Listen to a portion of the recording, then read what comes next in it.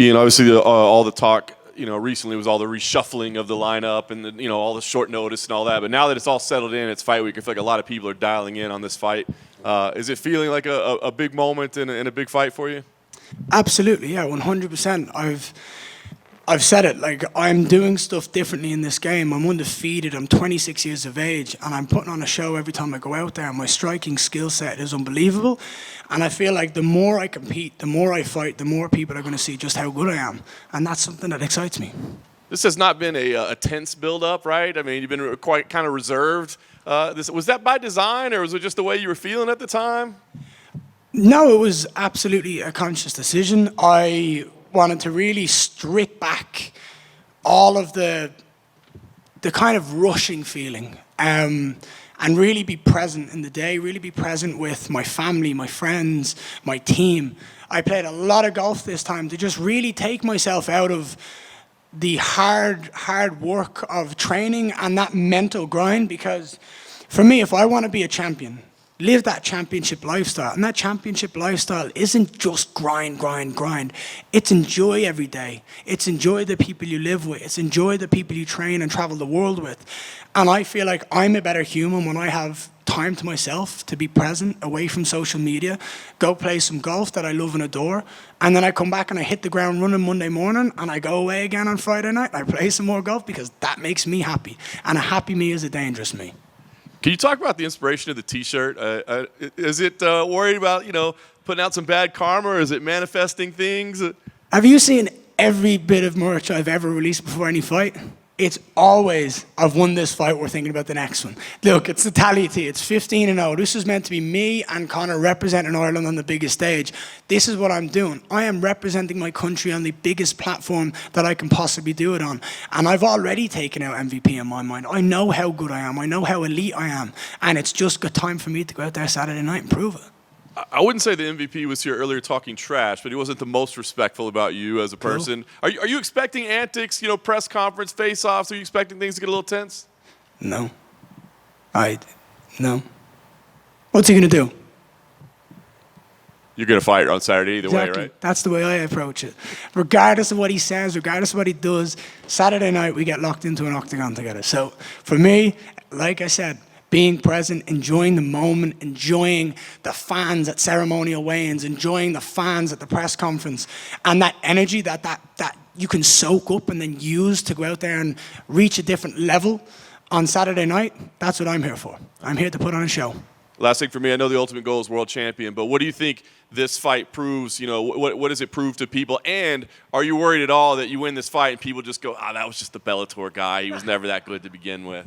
That's part of the reason why I'm not excited about this. Here's the way I've been putting it all week. Is MVP very talented?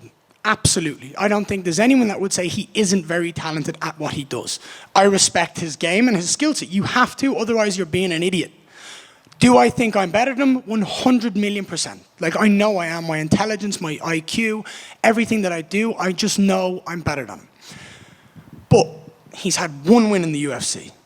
One win in the UFC. He's ranked 13 in the world. He hasn't dominated in the UFC for so long. He has been built up by Bellator against people he was meant to beat. And he went out and beat them. He put on shows against people he was supposed to put on shows. That was a great business decision from him and Bellator to build his brand. But he's here now, and he's fighting someone 11 years younger. He's fighting someone who's faster, far more talent than he has ever been or ever will be. And I'm telling you, on Saturday night, the world is going to see just how fucking good I am.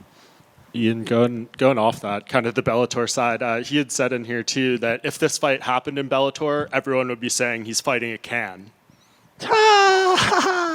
Mate, let's be real about that. He's fighting. If this was in Bellator, he'd be fighting a can. How so? Let's engage that. How so? He didn't really elaborate. I mean, I'm sure he... What he's trying to do is talk out of his fucking arse and make it that he's more elite than me. 7 wins in the UFC, 14-0 undefeated. I've beaten 3 ranked opponents. I am on my way to be a world champion. There's a reason why everyone's talking about me being one of the best prospects this sport's ever seen. MVP is coming to the UFC to try and legitimize his career at Bellator. I'm going to end that on Saturday night. Do you think, because he says that, then like later on he'll be like, I actually think he has really good skills and like this thing and the other. So do you think he's maybe almost confused about how he feels about you? No, I just think he doesn't know what he's... By the way, I want to say something. MVP is very well spoken. He's very well spoken. He is very well media trained. But I think he just doesn't know how good I am and then links everything. Because every person, when they say they fight me, I've told you this time and time again, he says, I'm not the level of the opponent I've faced before. He's going to knock me out. He's going to show me that he's going to take me to deep water. Everyone that's fought MVP is like, he's just a Bellator tick. He's just this. He's just that. The truth is you have to respect his skill set. I can respect him, but be so much better than him and prove that on Saturday night. And at the end of the day, we're getting locked in a cage together. I'm going to prove it myself. So whatever he has to say, whatever I have to say, means fuck all. Saturday night and get my hand raised, and that's my job done. Yeah, I guess kind of last thing that he referenced, he went on a little rant saying that you're a fake Conor McGregor. I'm sure you've heard that one before. Is that something you just feel that you're going to deal with for the entirety of your career? People are going to try to use that almost against you as a negative thing? Let me word this right. Anyone saying that I am trying to be like Conor McGregor or I am trying to do something to be like Conor, I take that as a compliment. He's the greatest star the sport's ever seen. So if you're comparing me to him, it means I'm doing something right. Now, people are saying I want to be like him. I'm not trying to be like him in any way, shape, or form. Have I been inspired by him? Absolutely. How many people talked about Kobe Bryant trying to be like Michael Jordan? Kobe Bryant went out and made a legacy of his own. Kobe Bryant went out and made a legacy of his own in his own way, but having similar traits and styles to Jordan. I'm born and bred from Dublin, Ireland. Conor is born and bred from Dublin, Ireland. He talks the walk, he walks the walk, and backs it up. I am the exact same. Conor has done everything he said he's going to do in his career. I have yet to prove what I have done and what I need to do. That's my job. So my job is to continue what I'm doing on my journey to destiny, on the goal that I have been set, the destiny that has been written for me. It's my goal to do it my way. And at the end of it, people are just going to say, wow, this kid was special and he did it his own way. And that's the only way I look at it. Ian, over here. When you first broke into the UFC, obviously you were pretty vocal that you wanted to be on the Conor's return card, like wherever it was. You also wanted Colby. You were pretty vocal about that, and now Conor is not fighting and you're not getting Colby. Would you have chosen to fight on this card against MVP if, Conor had pulled out like maybe far earlier, or was this date the date you wanted? I wanted to fight around this time anyway. Would I have waited till August maybe if someone was available to fight? Potentially.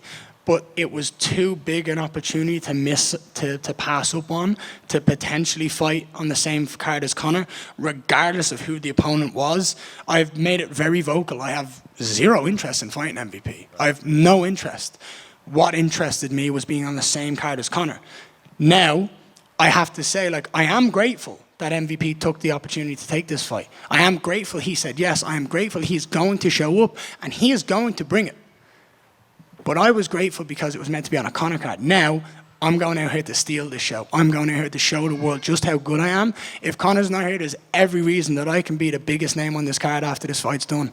Have you heard from a lot of Irish fans that maybe didn't return their ticket and still flew out to watch Conor, but they're sticking around for you? Listen, if the Irish say they're going to do something, they're going to go do it. So anyone that's booked their flights, anyone that's booked, do you think an Irishman's going, fuck it, I'll cancel my flight to Vegas, I won't go on a bender, I'll just cancel my shit and I'll stay at home? No fucking way. Every single person that bought tickets, that bought flights, they're all coming. They ain't turning away a weekend for a bender. So look, I am telling you, having me and Conor on a card would have been amazing. 2 horses in a race is always unbelievable, especially when one of them is Conor McGregor. I'm still here. I am still fighting, and I am flying the flag for my country and representing them on the biggest stage the world has ever seen. I am going to show up and show out on Saturday night, and the world's going to be left speechless. You've also obviously been doing your past few camps at Shootbox down in Brazil. They're obviously historically known for these wild, brawls like Vanderlei, Shogun, and everything. MVP doesn't really present that type of. Yeah, I don't fuck with that either. I'm too pretty. I ain't getting hit that much, dude. I was pissed that Jeff Neal hit me a left hand and busted and blew up my lip. I was pissed. I was like, fuck, I look ugly in that. For me, I've said this, I've spoke to the guys. The Brazilians have a different aggressive energy. And when you look at Shogun, you look at Vanderlei, you look at all of the guys that came. There was one outlier, and it was Anderson Silva. There was one. Everyone else was almost exactly the same. Do you know what I mean? They all came out, they were going to run at you, not stop, and they all had phenomenal strike and phenomenal jiu-jitsu. I have traveled the world and learned from some of the best coaches and teammates and fighters on the planet. I am a sponge. I am basing myself out of my home now and Shootbox, but I will continue to travel the world because I believe I can evolve and grow and change this game from an athlete point of view by learning and having this knowledge. So I will take from Shootbox what I believe is elite and high and the best for me to add to my game, but I will not copy any one style on the planet. I will mold it and I will make it my own and I will become elite, and that's why I'll be one of the greatest to ever live. What's it like sparring down there? Okay, now I tell you what, dude, there's a guy fighting on Contender Series on August 22nd or 26th. His name is Marco Tulliu. When I tell you he is one of the most frightening guys to stand across from, it's like I've head kicked him clean in the head and he ends up closer to me after the head kick. I don't know how it's possible. He just eats it, comes in, and I'm like, oh, fuck, this is going to be a horrible 5 minutes. So I watch out for him. He's a huge name. I guarantee he's already won on Contender Series, but he's absolutely going to go out here and get his UFC contract, and I'm telling you, he's going to be a star. His fight style is unbelievable. And just last one for me. Can I get your thoughts on the main event between Yuri and Alex? You want me to break it down? The floor is yours. Right. So I think we all understand how special Poatan is and the power he possesses. When you have that power, fights are just easy because you hit someone and they're out. I think Yuri needs to go out there and he needs to kick. He needs to kick to the body and he needs to kick to the head because Poatan has this lower guard because he likes to feint and lunge in with that left hook and be aggressive with that right hand. If Yuri kicks more to the hands and kicks more to the head, it means Poatan has to shut down.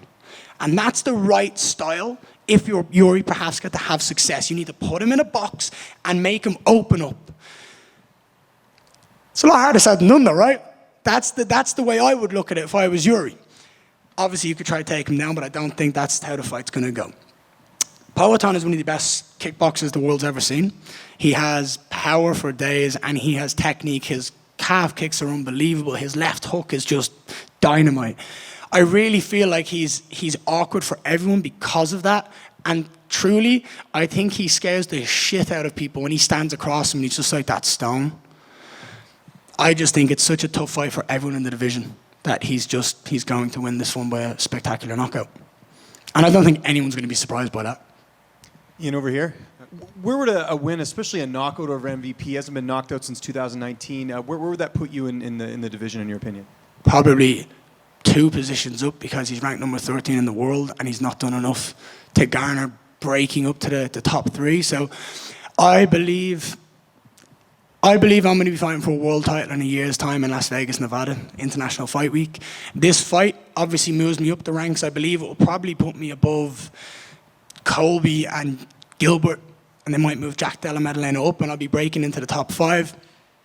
I then feel like I have to go out and prove more against the guys who have dominated the division for so long. You've got examples of Usman and Colby.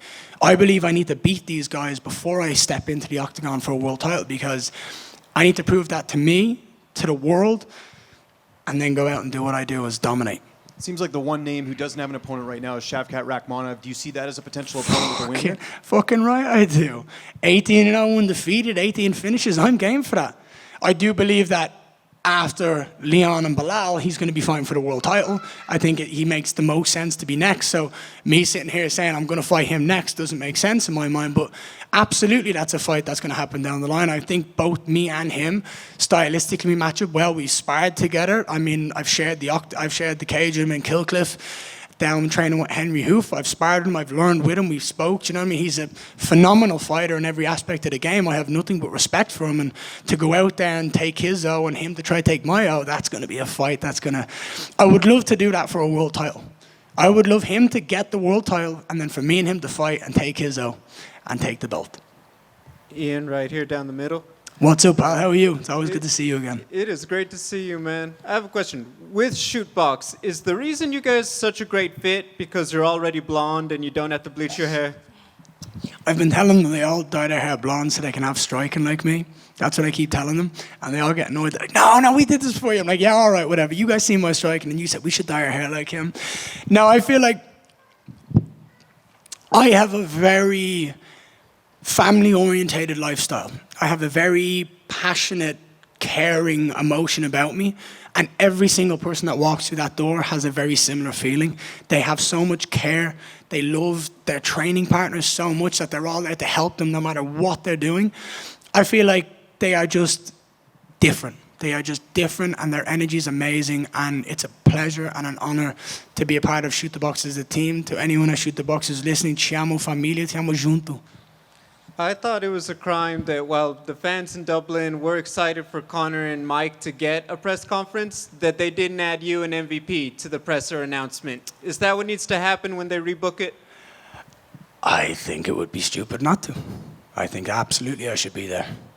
And then final question, you talked a lot about, the rankings and this and that. What would it prove to yourself to get a win over Michael Venom Page? When I beat Michael, it's going to prove that my striking is just different. I'm just elite and I'm special, and everyone's going to be left going, he's a problem.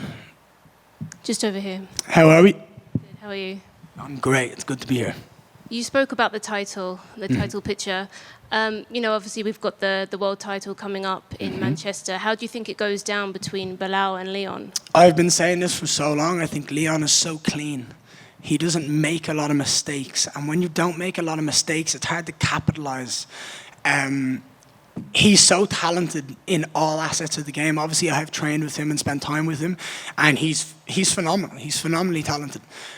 I believe the biggest question mark for me in this is how has Belal's training with Khabib and that Sambo style and that aggressive top pressure, how is that going to play into the title picture? If he gets him down, can he dominate and have that beautiful, beautiful onslaught of aggression that we've seen from the people like Khabib and Islam and Umar and Usman that they have, because it's sensational. So for me, I think it's going to be a Leon Edwards 25-minute decision. I think he's going to dominate and just try calculatedly decipher and decode Belal's game. It's up to Belal to bring the dog out. And in terms of your fight with MVP, he has a very unique style. So how do you prepare for someone like him? If you try to prepare for anyone else on the planet, you are going to fail, because you're going to spend so much time focusing on someone else's game, you are going to lose out on growth. Obviously, I assess and stylistically go, this and this and this will make sense to add to my game. But focusing on myself to become the best athlete I can be and the best fighter I can be is always plan A. Understanding what's going to work and what's going to be utilized in the fight, absolutely important. But focusing on entirely growing myself as a fighter, from cardio to strength and conditioning to speed to nutrition to striking to grappling to wrestling, and really just honing it all in, that's how you become one of the greatest of all time. We've seen GSP, we've seen John Jones. They don't have holes, and that's the main thing. If you want to be in that conversation, you need to be unbelievable in every asset of the game.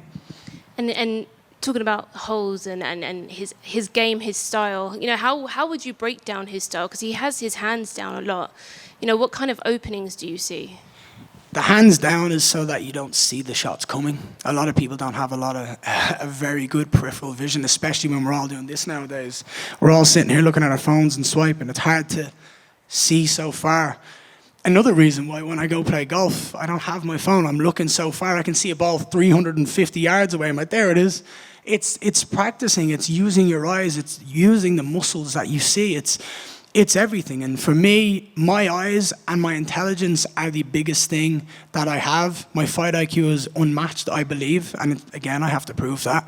So for me, I'll go in there and I'll just go off the cuff, see what happens, see what shots are there, and take advantage of them.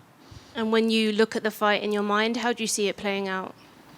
I think he's going to be very patient and cautious. I use the example of MVP versus Douglas Lima, where in this where he went out, and in the first 2.5 minutes, it was a lot of feinting, a lot of moving, a lot of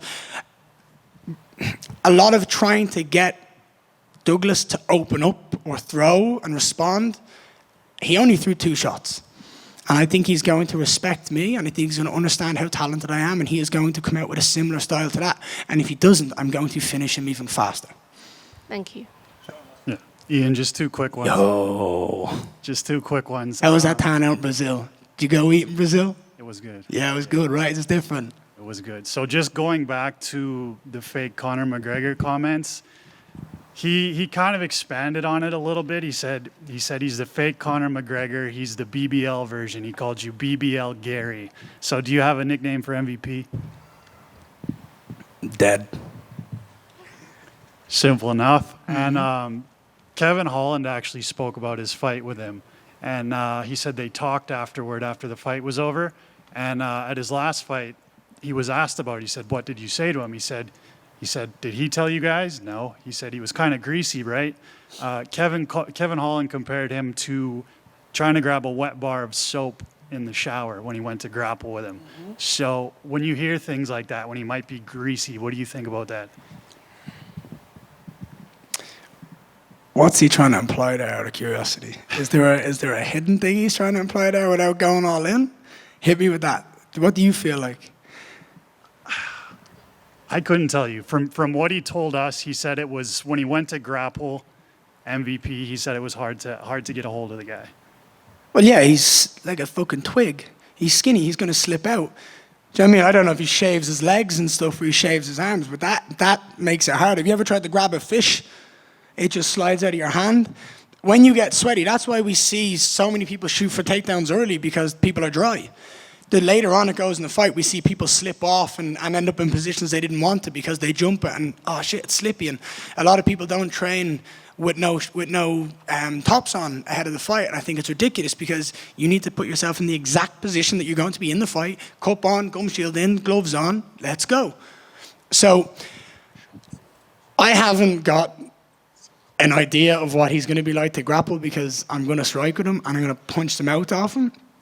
But I think I've been able to grapple everyone I've ever needed to grapple in training ever. And even when they're good at defending, you just keep going. So I don't think Kevin Holland has the greatest wrestling offense or jiu-jitsu offense. He's good off his back to a certain extent, and he's got great striking, but I'm different. I'm built differently. Appreciate you guys. Enjoy the show.